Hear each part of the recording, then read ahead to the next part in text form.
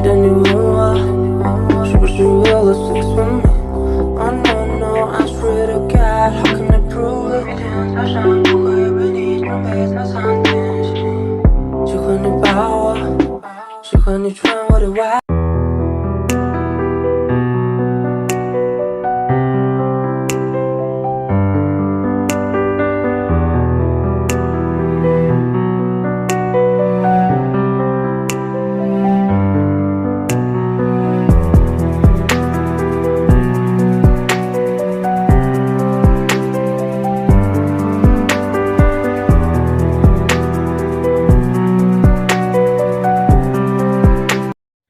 Have a supercalifragilisticexpialidocious day, everyone.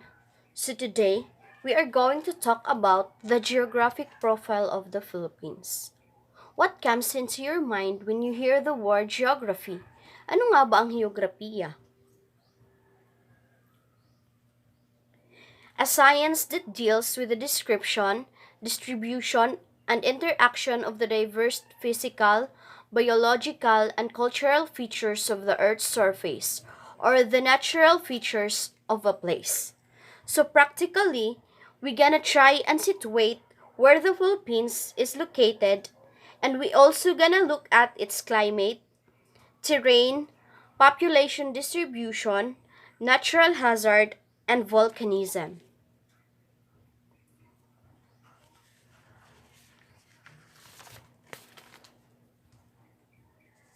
The location: the Southeastern Asia archipelago between the Philippine Sea and the South China Sea east of Vietnam.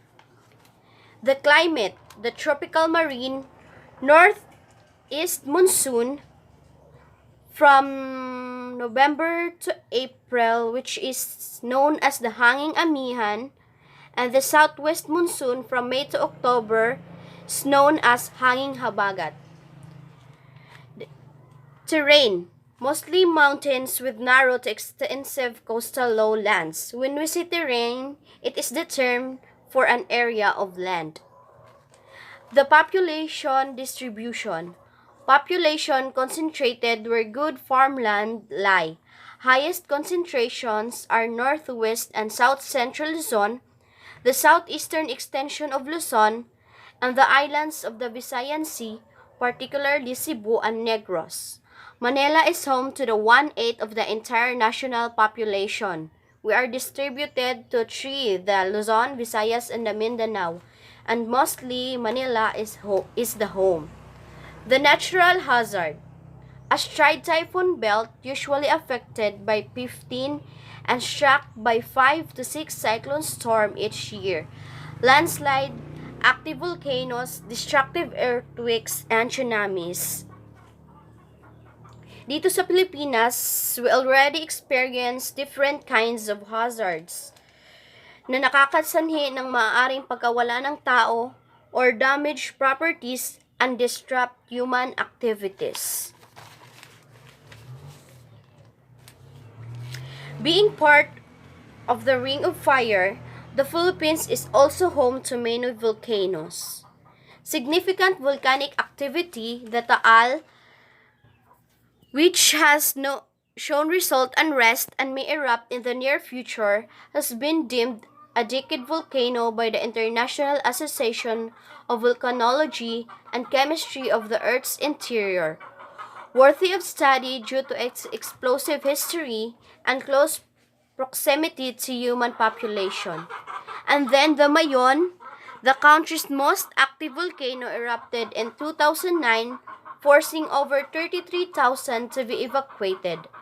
Other historically active volcanoes include Biliran, Babuyan Claro, Bulusan, Camiguin, Camiguin de Babuyanes, Didicas, Iraya, Hulukan Laon, Makatuoring, Musuan, Parker, Pinatubo, and Ragang. Discovered and increased the number of islands to 7,641, though not of the new islands have been verified. The country is favorably located in relation to many of Southeast Asia's main water bodies: the South China Sea, Philippine Sea, Sulu Sea, Celebes Sea, and Luzon Strait. Note 2. Philippines is one of the countries along the ring of fire, about of active volcanoes and earthquake epicenters bordering the Pacific Ocean. Up to 90% of the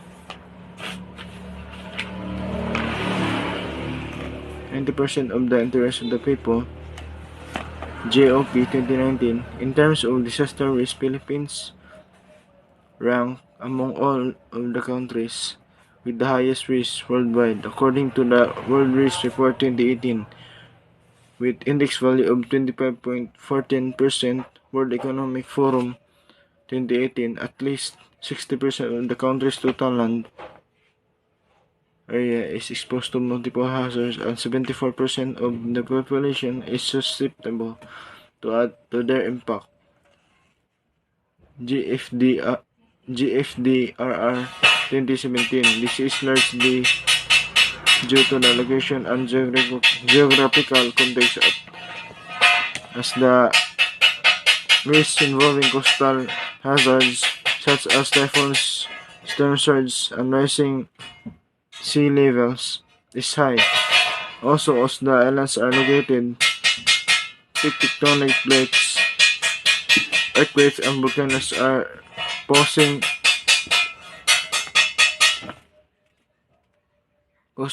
various risks to the safety of the populace. Flooding, landslide, droughts, and tsunamis further contribute to the exposure to natural hazards.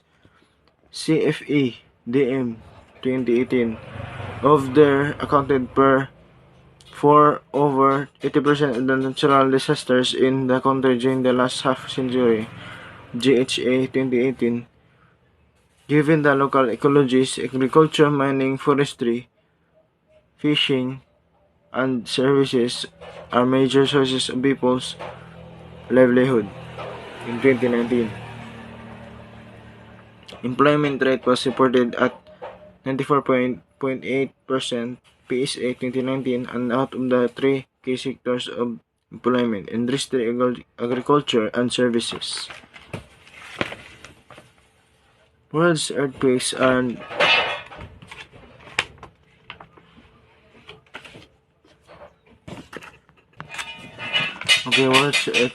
earthquakes and some 75% of the world's volcanoes occur within the ring of fire.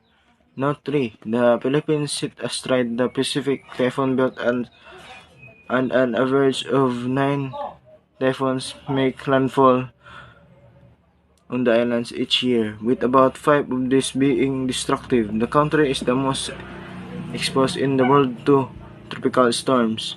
And for disaster risk reduction in the Philippines is a archipelago state consisting of some 7,100 islands and islets and covering land of approximately 300,000 km. The country comprises 3 groups of large islands: the Luzon, Visayas, and Mindanao, and the Luzon in the north and west, consisting of Luzon, Mindoro, and Palawan. And second, the Visayas group in the center, consisting of Bohol, Cebu, Leyte, Masbate, Negros, Panay, and Samar. And Mindanao, lastly, in the South, Manila and nearby Quezon City. The country's most popular cities are part of the National Capital Region, or NCR, Metro Manila, located on the largest islands of Luzon. Cullinan, 2019. Now, the islands and groups are divided into 4 main classes of administrative divisions, which consist of 17 autonomous regions, 81 provinces, 1,489 municipalities, and the smallest political units is 42,044 barangays as of 2018. PSA 2018. The Philippines is governed by a presidential form in which power is divided among 3 judicial branches: executive, legislative, and judicial, which seek democracy and balance by carrying their equally weighted duties to uphold law, rights, and representation of the interests of the people. GOP 2019. In terms of disaster risk, Philippines rank among all of the countries with the highest risk worldwide according to the World Risk Report 2018, with index value of 25.14%. World Economic Forum 2018, at least 60% of the country's total land area is exposed to multiple hazards, and 74% of the population is susceptible to their impact. GFDRR 2017, this is largely due to the location and geographical context, as the risks involving coastal hazards such as typhoons, storm surge, and rising sea levels is high. Also, as the islands are located within the Ring of Fire between the Eurasian and Pacific tectonic plates, earthquakes and volcanoes are posing serious risks to the safety of the populace. Flooding, landslide, droughts, and tsunamis further contribute to the exposure to natural hazards. CFE-DM 2018, of these hydrometeorological events, including typhoons and floods, accounted for over 80% of the natural disasters in the country during the last half-century. GHA 2018, given the local ecologies, agriculture, mining, forestry, fishing, and services are major sources of people's livelihoods. In 2019, no. In 2019, employment rate was reported at 24.8%, PSA 2019, and out of the three key sectors of employment: industry, agriculture, and services. So, thank you.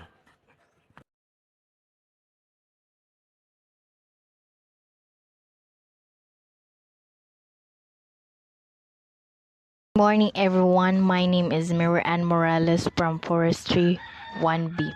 Disaster Risk Reduction in the Philippines. Disaster Risk Reduction, or DRR. There is no such thing as a natural disasters, only natural hazard. Disaster Risk Reductions, or DRR, aims to reduce the damage caused by natural hazard like earthquake, floods, droughts, and cyclones through an ethic of prevention. Disasters often follow natural hazards, and disaster severity depends on how much impact a hazard has on society and on the environment. The scales of the impact in the turns depend on the choice we make for our lives and for our environment. This choice relates to how we grow our foods, where and how we build our homes, what kind of environment we have, how our financial systems works, and even what we teach in school. Each decision and action makes us more vulnerable to disaster and more resilient to them. Disaster risk reduction is all about choice. Disaster reduction is a concept and practice of reducing disaster risk through systematic efforts to analyze and reduce the causal factors of disaster. Reducing exposure to disaster, lessening variety of people and property, waste management of lands and the environment, and improving preparedness for advisors events are all examples of disaster risk reduction. Morning everyone, this is Rhea Clamocha from Forestry 1B. Our topic is disaster risk of the Philippines.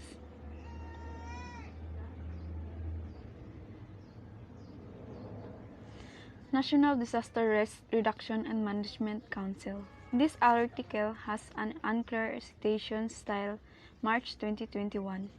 The National Disaster Risk Reduction and Management Council, formerly known as the National Disaster Coordinating Council, is a working group of various government, non-government, civil sector, and private sector organizations of the Government of the Republic of the Philippines established by Republic Act 10121 of 2010. It is administered by the Office of Civil Defense under the Department of National Defense. The Council is responsible for ensuring the protection and welfare of the Philippine people during disasters or emergencies.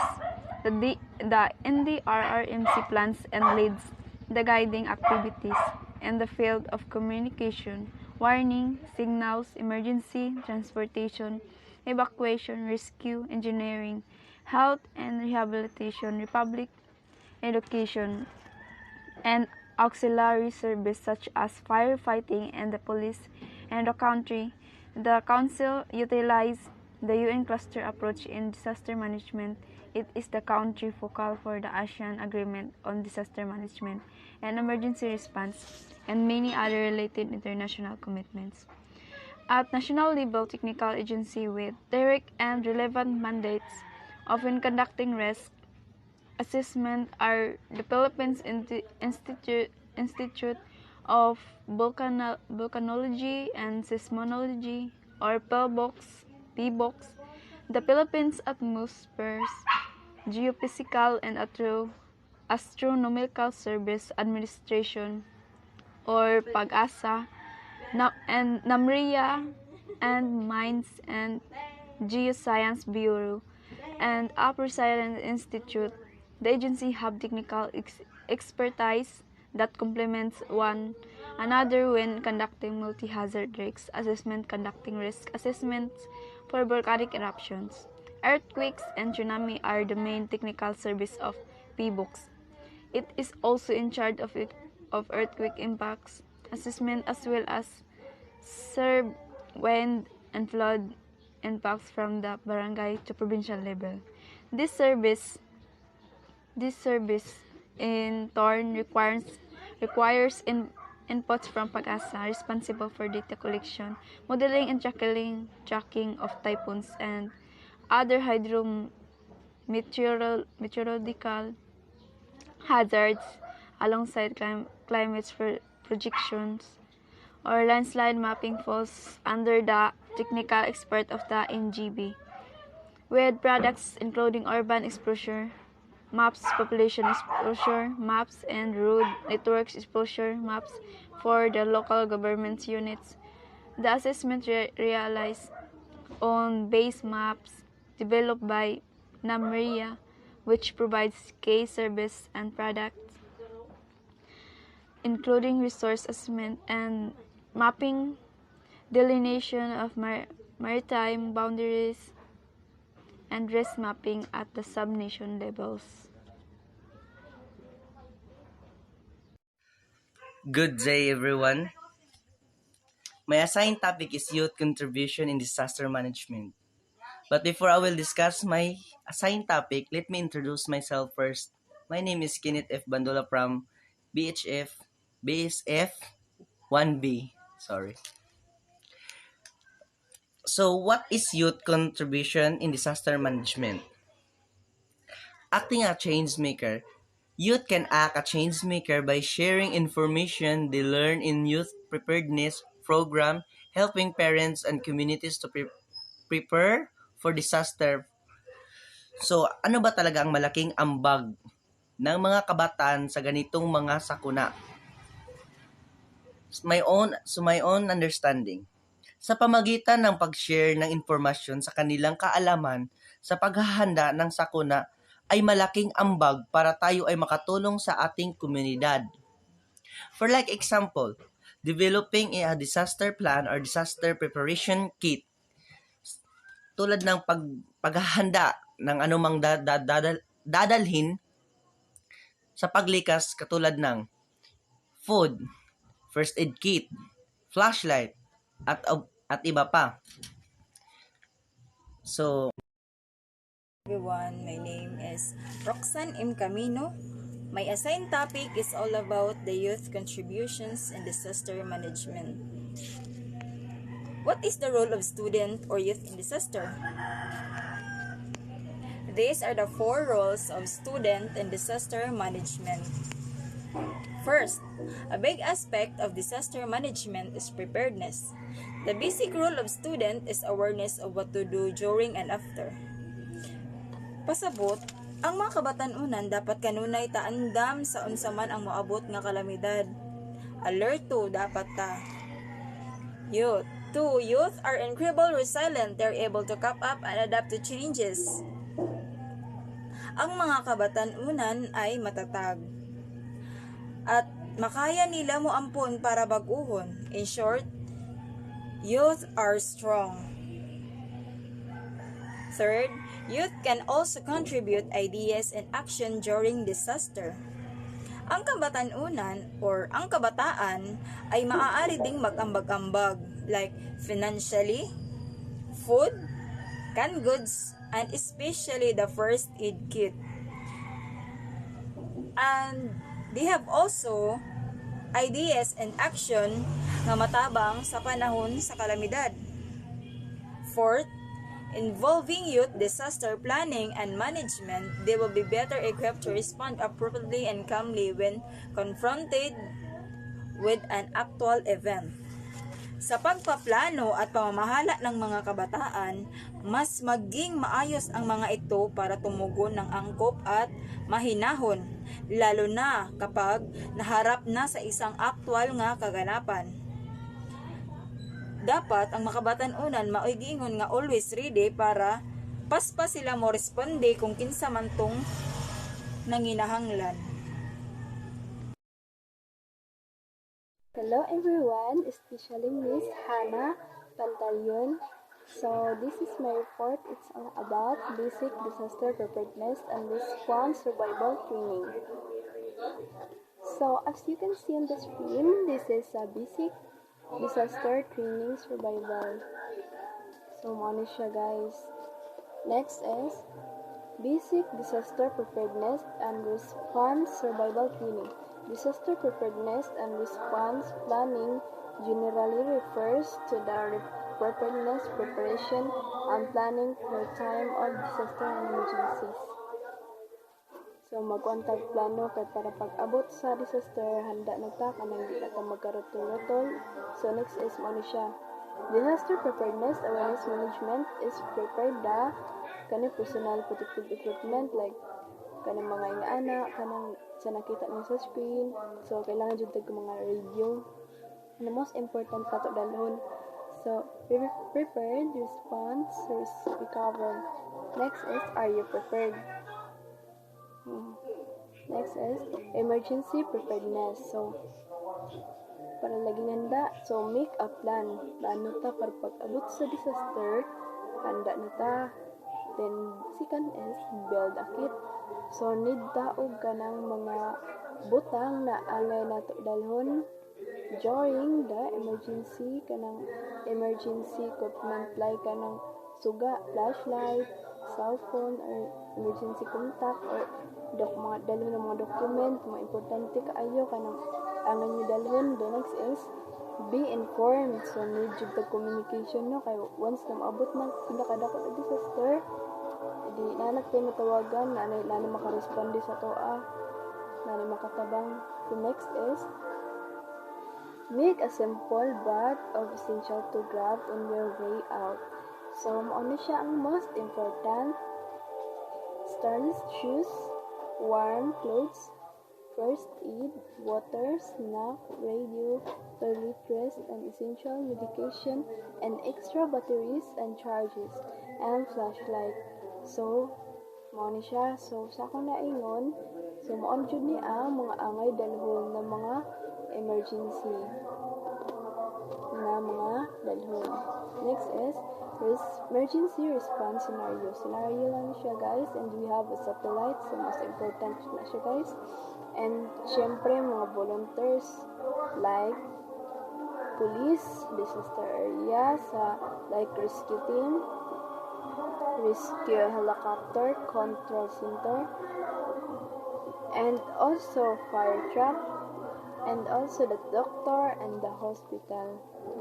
So, mo ni siyang most important sa tanan, no? The next is natural disaster. Tornado, volcano, earthquake, tsunami, drought, avalanche, dust storm, forest fire, thunderstorm, snowstorm, hurricane, windstorm, hailstorm, flood, sandstorm, and circle. Mo jud ni ang mga delikado na mga maabot na mga disaster. Next is what is disaster management? So preparedness is activities prior to a disaster, like example preparedness plans, emergency exercise training, warning system. So preparedness is kanang mga training, mag-train jud ta. Like atong first picture na ako nagpakita sa inyo. And second is response activities during a disaster. For example, public warning system, emergency operation, search and rescue. Like example, kanang mga public warning system, like example ng NDRRMC, nag-text na sila na naiulan na kusog, na ay lindol ng ubot, nag-text na sila. So, next is recovery activities following disaster. Example, temporary housing. Temporary housing is para na siya sa mga nagpaayo pa. Processing grants and long-term medical care and counseling. Next is mitigation. Activities that reduce the effects or disaster. Like example, building codes and zoning, vulnerability analysis, public education. So next is disaster preparedness. 5 key components. First is clear communication. Clear communication is most important na siya kaayo. The next is comprehensive training. Like example atong ako napakita sa basic preparedness survival training. The next is knowledge of assets and technology, fail safe and protocol. Healthcare leadership involvement. Next is that's all. Salamat. God bless everyone. So thank you for listening to my report. And I thank you.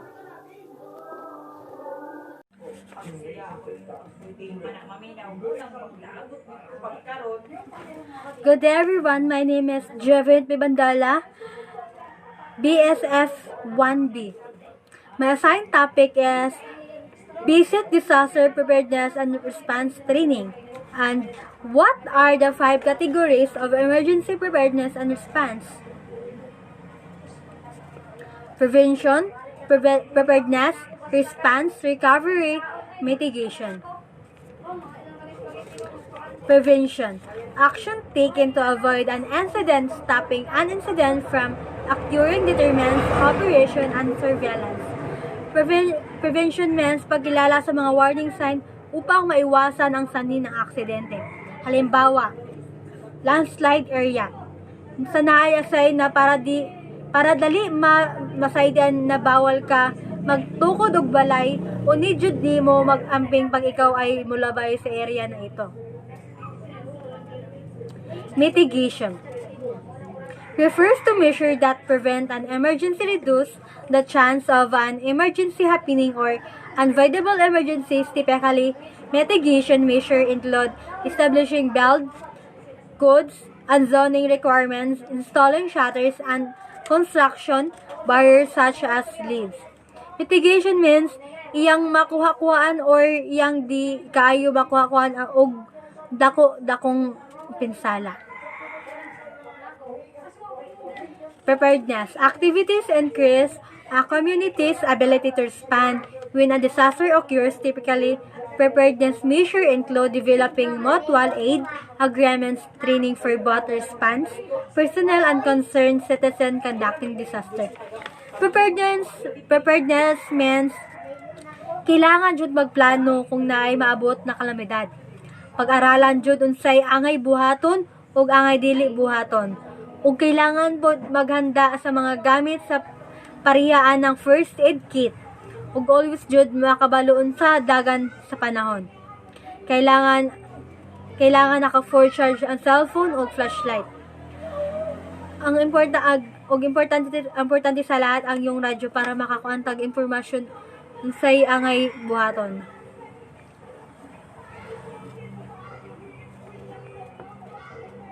Response. Action may include activating the Emergency Operations Center, evacuation in threatened population, opening shelters, and providing mass care, emergency rescue and medical care, firefighting, and urban search and rescue. Response means ito yung response sa mga tao na encountered ng kalamidad. Halimbawa, naikan sa bagyo ang isang barangay, daghanay nasamlan o daghanay nawalan og balay. Ang response dito ay ang mga rescuer sila ang nagsasagip sa mga tao og tagaan og medical care, ang nangasamdan og gitagaan ang nawalan og balay. Nang pansamantala pabahay hantod sa mubalik ang sa normal. Recovery. Typical recovery action include debris cleanup, financial assistance to individual and government, rebuilding of roads and bridge and key facilities, and sustain mass care for displaced human and animal population. Recovery means mauning pagbalik sa mga gamit na guba o pagbalik sa normal. Example, naguba na kalsada og tulay. O ang gobyerno nagkuha og mga construction aron maayo ang kalsada og babalik sa normal para dili ni cause of disgrasya kanang di para di kanang makakuan gali maka cause of disgrasya kanang maglikay sila sa mga disgrasya gali kun naay mo kuan ani. What is disaster preparedness and response? Planning generally refers to the preparation, planning for the time of disaster and emergency. Sa halimbawa, sa pagbuhat og pulong og sa pag-prepare og planuhon ng maayos kung unsay angay buhaton sa pag-aabot sa kalamidad. Maka-prepare ang mga responde sa oras ng emergency. Thank you.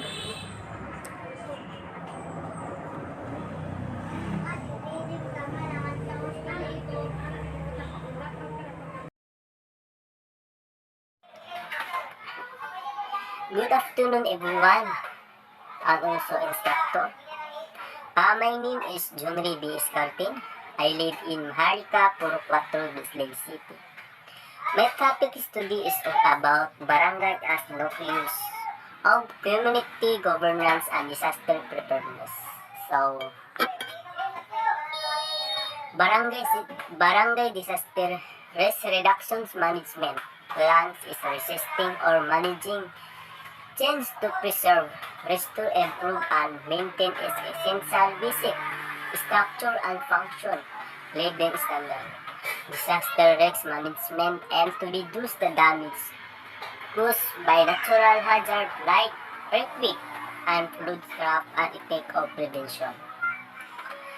So, kini jud moabot ni na peligro like anang lindol or bagyo. So, di dyan malikayan ang damage ani. So, kahinom na mo atong gibagyo ang Katil.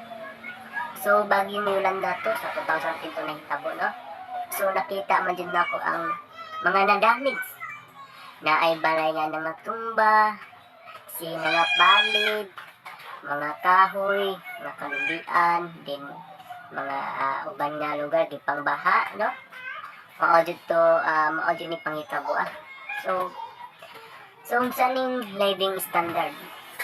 So, living standard, no, mauning lugar nga nagiyan og bagyo or lindol. So, this is example of living standard, no? So, nakita ninyo mga picture na nailobi nangabali, gipangbaha, balay, din nga tumba. So, mga na guys, no, this is example of living standard. So, next, the preparedness of the community for a natural disaster. Encourage community members to develop family preparedness plans that cover emergency contact information for family members. Predetermine meeting places, home evacuation procedure, emergency pit care, safe storage of food and water, and assembling disaster supplies kits. So, karon no, kung sample kung naa din mo abot nga bagyo, so, automatic naman dahil ron or high-tech kay naman na yung text nga wala na ay bagyo nga mo abot. Then, mga kita tanan ba na gipang smart alertan. So, mga so, kamo pwede po mo mag-meeting-meeting sa inyong pamilya nga, mga kung saan matandam-andam ta, kung sa'y buhato na to. Mga ang uban manggod sa garan, diretso na dahil sa evacuation center or like ng gym or dito mo sa lugar nga safety mo dili mo maunsa, no? So unsa man ning family preparedness. So ang family preparedness, no, this example of family preparedness, ito yung family preparedness ay paghanda kapag dumating ang bagyo. So katulad ng medicine and first aid kits, flashlight, radio, and batteries. Important document and cash, blankets and extra clothes, personal sanitary items, or any additional items you feel necessary. So, mani guys, no, nakita ninyong picture, or unsa ning family preparedness, or unsa ning giyan naman nila, no? So, next, emergency management cycle. Preparedness, prevention, recovery, response. So, ang prevention, action undertaken in advance sometime this is referred to as mitigations. Example, includes backburning or constructing seawalls to protect from tidal waves, having alternative sources of electricity or alternative communication system in place. Preventions activities should be happening all the time.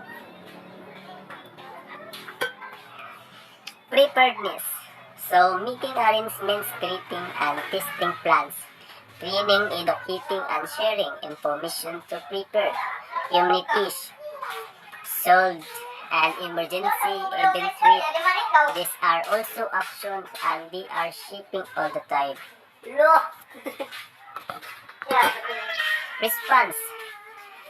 The assistance and interventions during or immediately after an emergency focus is on saving lives and protecting community assets, buildings, roads, animals, crops, infrastructure, usually measured in hours, day, or week. Recovery. The coordinate process of supporting emergency affected communities in reconstructions of physical infrastructure and restorations of emotional, social, economic, and physical well-being, usually measured in months and or years. That's all guys. Thank you for watching and I hope na namoy masabtan, no?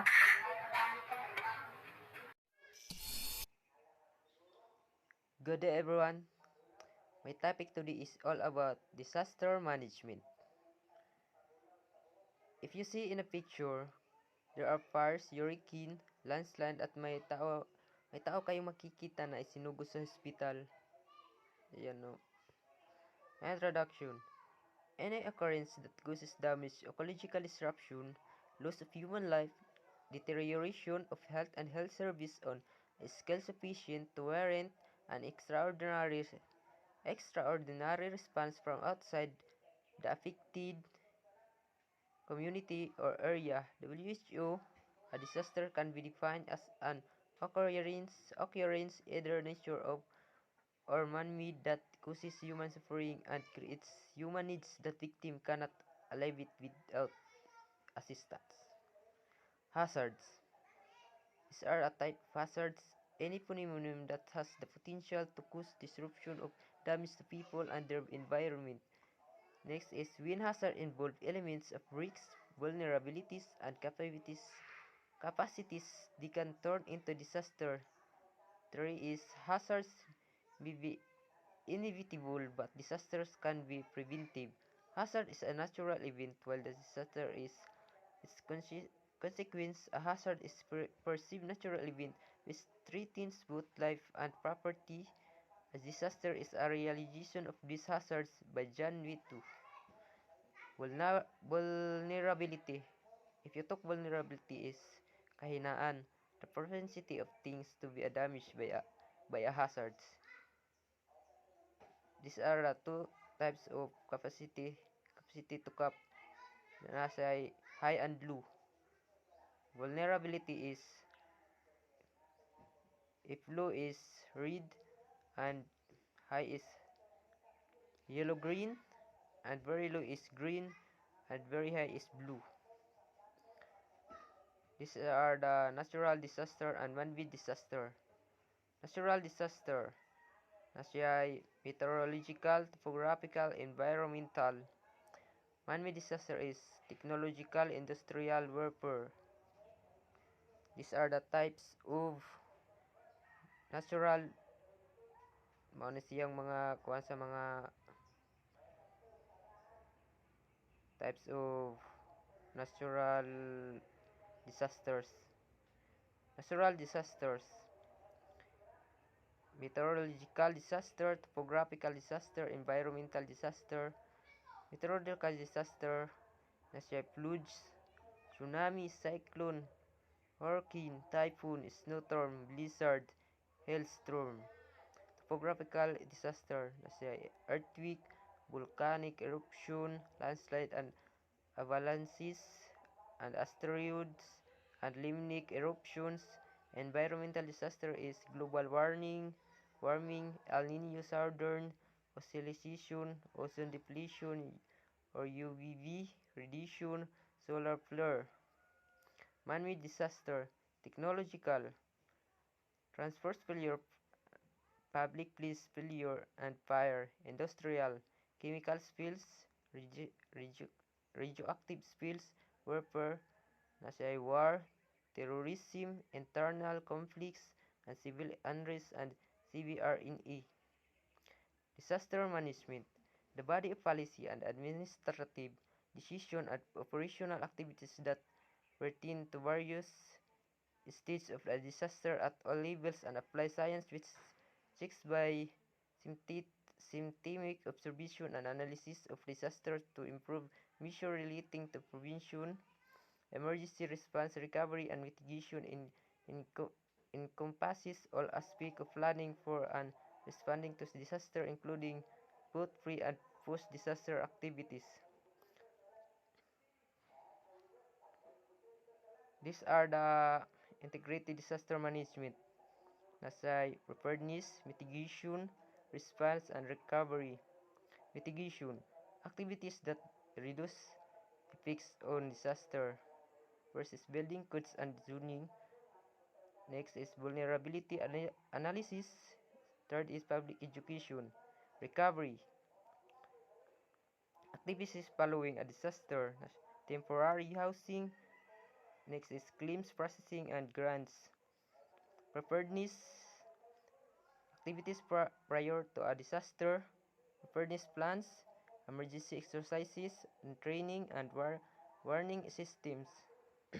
Response, activities during a disaster, public warning system, emergency operation, search and rescue. These are proactive strategy. Pieces of disaster management. Disaster preparedness, disaster impact, disaster response, disaster recovery, disaster mitigation. Disaster preparedness. Disaster preparedness is ongoing multi-sectoral activity, integral part of the natural system, responsibility for developing plans and programs for disaster management like prevention, mitigation, response, rehabilitation, and reconstruction.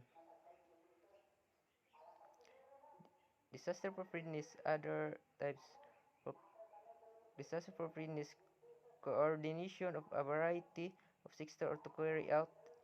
First is evaluation of the risks, adapt standards and regulation, organize communication and response mechanism, ensure all resources ready and easily mobile, develop public education programs, coordinate information with news media, disaster simulation exercises. Disaster response. This is the disaster response. Immediate reaction to disaster as the disaster is anticipated or soon after the begins in order to assist the needs to reduce the suffering, limit the spread and consequence of the disaster, open up the way to rehabilitation by mass evacuation, search and rescue, emergency medical service, securing food and water, maintaining and law order.